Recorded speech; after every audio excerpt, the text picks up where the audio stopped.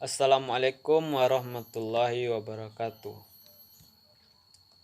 Baik, pada kesempatan kali ini saya akan menyampaikan materi terkait mata kuliah Ekonomi Mikro.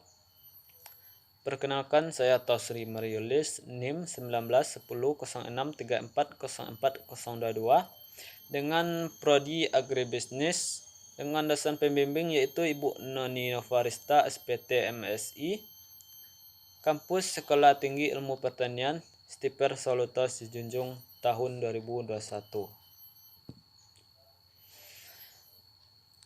Pada materi yang pertama itu aspek kelangkaan dalam ilmu ekonomi. Dalam ilmu ekonomi, kelangkaan dapat diartikan menjadi dua. Yang pertama itu kelangkaan dalam arti alat pemenuhan kebutuhan tidak cukup untuk memenuhi kebutuhan. Yang kedua yaitu kelangkaan dalam arti untuk mendapatkan alat pemuas kebutuhan memerlukan pengorbanan. Jadi, kelangkaan dapat diartikan keadaan di mana keinginan atau kebutuhan manusia enggak terbatas, sedangkan alat pemuas kebutuhan manusia terbatas. Lanjut yaitu faktor penyebab kelangkaan ekonomi. Yang pertama yaitu pertumbuhan penduduk. Semakin banyak jumlah penduduk, maka semakin banyak juga kebutuhan yang harus dipenuhi. Yang kedua yaitu perkembangan teknologi. Karena teknologi yang rendah hanya akan mampu memproduksi kebutuhan atau barang dalam jumlah sedikit. Sedangkan teknologi yang tinggi akan mampu memenuhi kebutuhan dalam jumlah yang banyak. Yang ketiga itu perbedaan letak geografis. Hal ini terjadi karena sumber daya alam yang ada di bumi tidak tersebar merata di berbagai daerah. Yang keempat yaitu kemampuan produksi. Karena setiap kegiatan produksi memiliki kemampuan yang berbeda. Ada yang mampu memproduksi dalam jumlah banyak dan ada yang hanya mampu memproduksi dalam jumlah sedikit. Sehingga tidak semua kebutuhan bisa terpenuhi. Yang kelima yaitu sumber daya alam yang terbatas. Hal ini terjadi karena sumber daya alam ada yang dapat diperbarui dan ada yang tidak dapat diperbarui. Jika sumber daya alam dimanfaatkan secara terus-menerus serta tidak dikelola dengan baik, maka sangat mungkin terjadi krisis atau kelangkaan. Yang keenam yaitu sumber daya manusia atau tenaga ahli yang kurang. Lanjut, jenis-jenis barang dalam ilmu ekonomi. Menurut cara mendapatkannya. Yang pertama, barang ekonomi. Barang ekonomi adalah jenis barang yang membutuhkan pengorbanan untuk mendapatkannya. Contoh, pena, buku, pakaian, dan lain-lain. Yang kedua, barang bebas. Barang bebas adalah jenis barang yang didapatkan dengan cara lebih mudah atau tidak memerlukan banyak pengorbanan. Contoh, sinar matahari, udara, dan lain-lain. Yang ketiga yaitu barang ilit. Barang ilit adalah jenis barang yang akan menimbulkan masalah jika ketersediaannya dalam jumlah yang sangat banyak. Contohnya air, jika dalam jumlah banyak akan dapat menyebabkan banjir. Menurut proses produksi, yang pertama itu barang mentah. Barang mentah adalah bahan baku yang akan diolah menjadi barang lain agar bisa menjadi lebih bermanfaat. Contohnya daun teh, padi, kayu, kapas, dan lain-lain. Yang kedua yaitu barang setengah jadi. Barang setengah jadi adalah jenis barang yang sudah diolah dan dapat digunakan namun belum menjadi barang yang maksimal dan perlu adanya proses olahan lanjutan. Contohnya benang, kulit binatang, dan lain-lain. Yang ketiga yaitu barang jadi. Barang jadi adalah bentuk terakhir dari barang baku dan barang setengah jadi yang siap digunakan secara maksimal. Contohnya lemari, meja, baju, dan lain-lain. Menurut jaminannya, yang pertama itu barang bergerak. Barang bergerak adalah barang yang digunakan untuk jaminan dalam jangka panjang, contohnya motor, mobil, dan lain-lain. Yang kedua yaitu barang tidak bergerak. Barang tidak bergerak adalah barang yang digunakan untuk jaminan jangka panjang, contohnya rumah, tanah, dan lain-lain.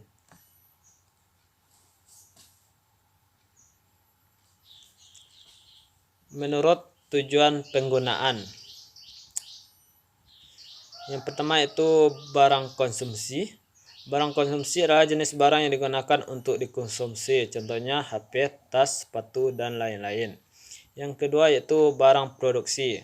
Barang produksi adalah jenis barang yang digunakan dalam kegiatan untuk menghasilkan barang yang berguna dan bermanfaat, contohnya mesin produksi.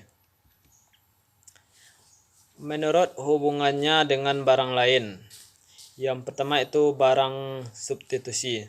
Barang substitusi adalah jenis barang yang memiliki peranan menggantikan jenis barang lain yang manfaat atau kegunaannya sama. Contoh yaitu jagung sebagai pengganti beras. Yang kedua yaitu barang komplementer.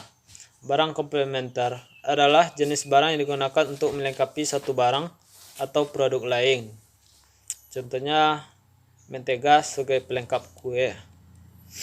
Menurut kualitas barang, yang pertama yaitu barang superior. Barang superior adalah jenis barang yang memiliki kualitas tinggi. Biasanya yaitu barang mewah, contohnya perhiasan, mobil, dan lain-lain. Yang kedua yaitu barang pertengahan. Barang pertengahan adalah barang yang kualitasnya di bawah dari barang superior, namun masih sangat baik untuk digunakan. Contohnya yaitu baju, motor, dan lain-lain. Yang terakhir yaitu barang inferior.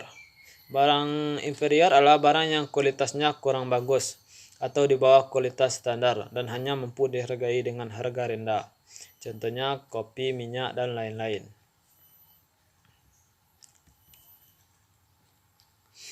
Permintaan dan penawaran. Permintaan adalah jumlah barang atau jasa yang ingin dibeli oleh konsumen pada tingkat harga dan jangka waktu tertentu. Sedangkan penawaran adalah jumlah barang atau jasa yang tersedia dan akan dijual oleh produsen pada tingkat harga dan jangka waktu tertentu. Bagi suatu perusahaan, permintaan dan penawaran dapat bertujuan untuk mengetahui peluang, strategi yang akan digunakan, serta memprediksi pertumbuhan ekonomi ke depannya. Faktor-faktor yang mempengaruhi permintaan. Yang pertama yaitu harga barang itu sendiri. Jika harga barang semakin rendah, maka permintaan terhadap barang tersebut akan semakin bertambah. Begitu juga sebaliknya. Yang kedua yaitu pendapatan masyarakat. Jika semakin tinggi pendapatan masyarakat, maka semakin tinggi jumlah permintaan suatu barang. Yang ketiga yaitu tingkat intensitas kebutuhan. Semakin penting barang atau jasa dalam memenuhi kebutuhan seseorang, maka jumlah permintaannya juga akan semakin meningkat. Selanjutnya yaitu selera konsumen. Semakin meningkat selera konsumen terhadap satu jenis barang, maka akan semakin meningkat juga permintaan dibandingkan barang lainnya. Yang selanjutnya itu harga barang lain. Jika harga satu barang naik, maka permintaan pada barang pengganti akan naik. Yang terakhir yaitu jumlah penduduk. Semakin besar jumlah penduduk di suatu wilayah, maka semakin meningkat pula permintaan suatu produk pada wilayah tersebut.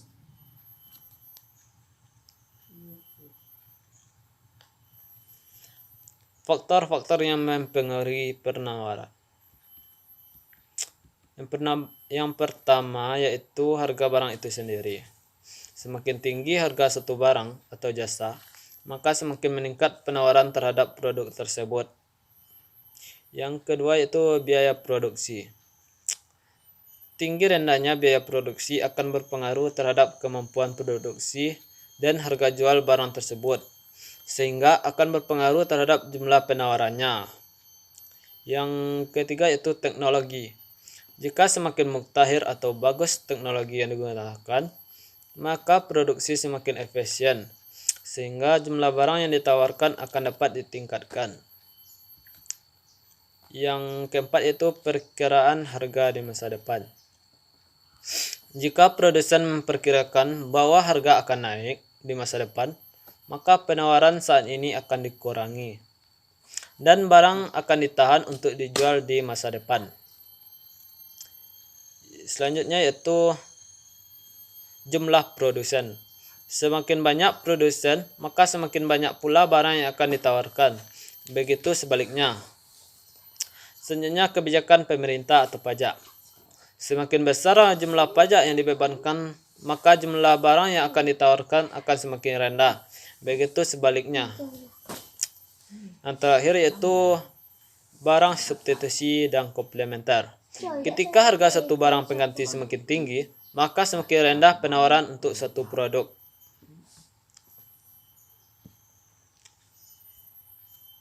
Hukum permintaan dan kurva permintaan. Kurva permintaan pada garis vertikal dilambangkan dengan P dan pada garis horizontal dilambangkan dengan Q. Pada titik yang pertama, ketika harga 15.000, maka permintaan berjumlah 2. Ketika harganya turun menjadi 14.000, permintaan naik menjadi 3. Dan ketika harga turun lagi menjadi 13.000, permintaan juga naik menjadi 4 dan begitu seterusnya. Namun sebaliknya, ketika harga 11.000, jumlah permintaan 6. Sedangkan ketika harga 12.000, permintaan turun menjadi 5. Dan ketika harga naik menjadi 13.000, permintaan turun menjadi 4. Hal ini sesuai dengan hukum permintaan di atas.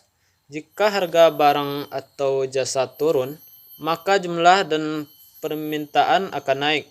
Sebaliknya, saat harga barang yang diminta naik, maka jumlah dan permintaan akan turun.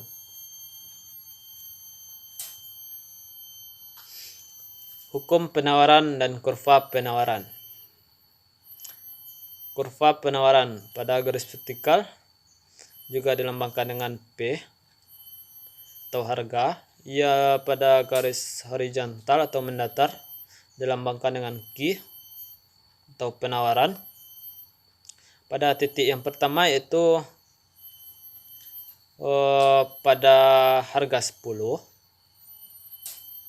jumlah penawaran adalah 5.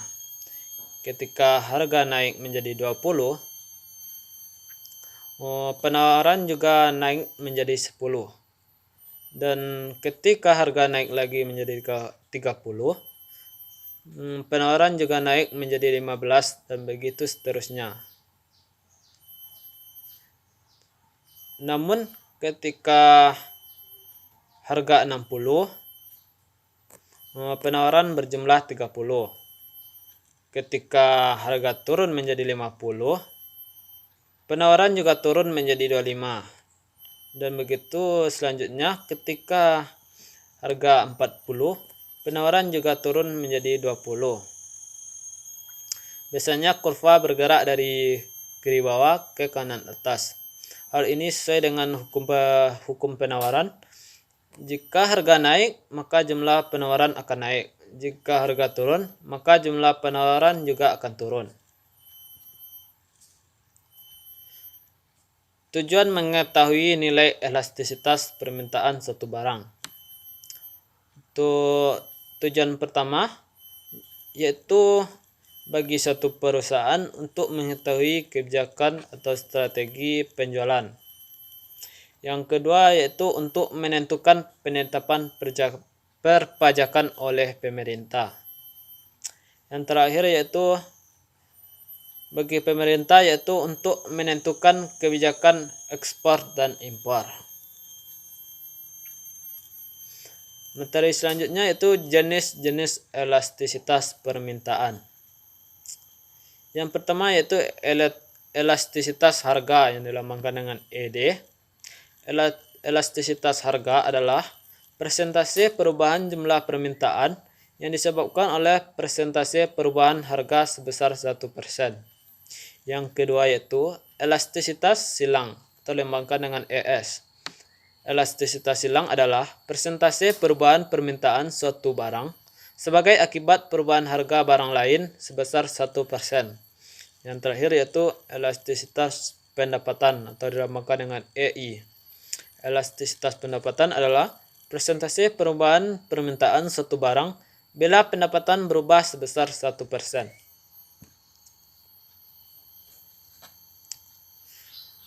Materi yang terakhir yaitu tingkat elastisitas permintaan, kurva, serta contoh barang. Yang pertama itu permintaan inelitas sempurna, E sama dengan 0. Inelitas sempurna terjadi bila mana perubahan harga yang tidak ada pengaruhnya terhadap jumlah permintaan. Contohnya obat-obatan, air minum, dan lain-lain. Garis kurva berbentuk vertikal. Yang kedua yaitu permintaan inelitas, E kecil dari 1. Permintaan inelitas terjadi jika perubahan harga kurang berpengaruh pada perubahan permintaan. Contohnya beras. Garis kurva berbentuk curam. Yang ketiga yaitu permintaan uniter, E sama dengan 1. Elastisitas uniter terjadi apabila perubahan permintaan sebanding dengan perubahan harga. Contohnya TV, kulkas, dan lain-lain. Untuk garis kurvanya yaitu tidak landai dan tidak curam. Yang keempat yaitu permintaan elastis, E besar dari 1. Permintaan elastis terjadi jika perubahan permintaan lebih besar dari perubahan harga. Contohnya mobil, perhiasan, dan lain-lain. Untuk garis kurva permintaan elastis berbentuk landai. Dan yang terakhir yaitu permintaan elastis sempurna, E sama dengan tidak terhingga. Elastis sempurna terjadi jika perubahan permintaan tidak berpengaruh sama sekali terhadap perubahan harga. Contohnya bumbu dapur, garam, dan lain-lain. Kurva permintaan elastis sempurna biasanya berbentuk horizontal. Mungkin hanya itu materi yang dapat saya sampaikan. Terima kasih. Kalau ada salah dan janggal, mohon maaf. Saya akhiri. Assalamualaikum warahmatullahi wabarakatuh.